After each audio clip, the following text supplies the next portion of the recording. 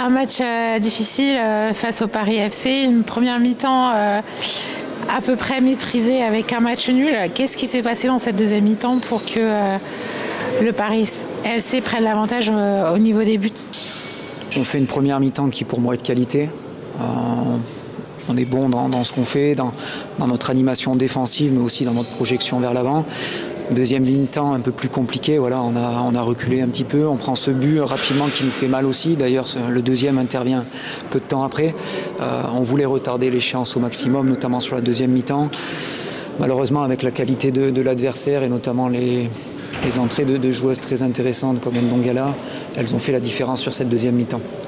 Vous avez tardé un peu au niveau des changements. On a eu une rentrée un petit peu tardive d'Amandine Pierre-Louis qui aurait peut-être pu changer la dynamique. Elle, quand elle rentre, c'est déjà 3-0. Alors il y a déjà la rentrée de Marie Derry juste avant, qui est une rentrée importante. Voilà, c'est une joueuse qui était rentrée dans le groupe la dernière fois contre Lille. C'est sa première rentrée avec nous aujourd'hui.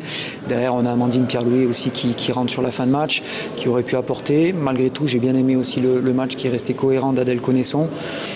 Voilà, on a besoin de tout le monde dans ce groupe pour pouvoir avancer, pour pouvoir finir la saison.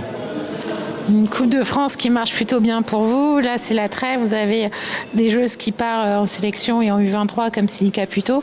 Comment vous allez travailler justement pendant cette trêve pour ensuite essayer de continuer à briller dans ce championnat de l'Arkema Première Ligue? Alors on a plusieurs joueuses en effet qui vont partir en sélection. On va s'entraîner 4 jours là, dans la semaine à venir. Derrière, voilà, il y aura cette trêve internationale. Il va falloir qu'on fasse le point sur l'effectif, notamment sur quelques blessures. Donc il faut faire le point avec le staff médical.